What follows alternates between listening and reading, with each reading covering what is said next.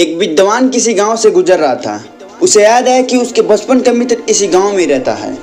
उसने सोचा कि चलो उससे क्यों न मिल लिया जाए, बहुत दिन हो चुका है। वो अपने मित्र के घर पहुंचा, पर उसने वहां पर देखा कि मित्र की हालत बहुत खराब हो चुकी थी। वह बहुत ही दुखी दरिद्रता के साथ गुजारा कर रहा था।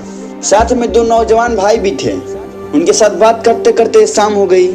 वह बुद्धिमान आदमी ने देखा मित्र के दोनों भाई घर के पीछे आंगन में फली का पेड़ लगाया हुआ था और उससे कुछ फलियां तोड़े और उस फली को बेचकर चंद कुछ पैसे लाए और अपने खाने की वस्तुएं खरीद लाए। जो वस्तु वो खरीद के लाए थे उसकी मात्रा तो कम थी और खाने वाले तीन भाई और वह विद्वान भी था। भोजन कम पड़ने के कारण एक भाई ने उपवास का बहाना बना लिया और दूसरे भाई ने पेट खराब होने का। केवल उसके मित्र वह बुद्धिमान के साथ भोजन ग्रहण करने बैठा।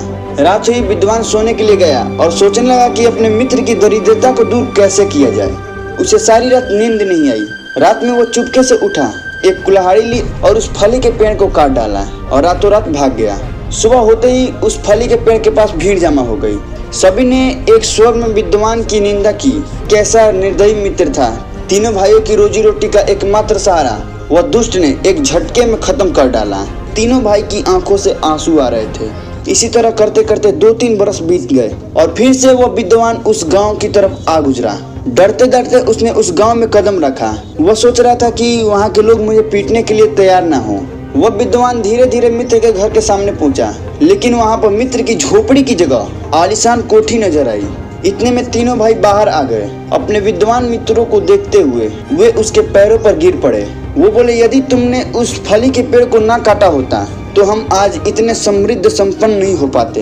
हमने मेहनत न की होती तो यहाँ तक नहीं पहुँचते। अब हम लोगों के समझ में आ गया कि तुमने उस रात उस फली के पेड़ को क्यों काटा था। अब बात करते हैं इस कहानी से हमें क्या निष्कर्ष मिलता है और क्या सीखने को मिलता है। जब तक हम किसी सहारे के सहारे रहते तब तक हम आत्मनिर्भर होकर प्रगति नहीं कर सकते।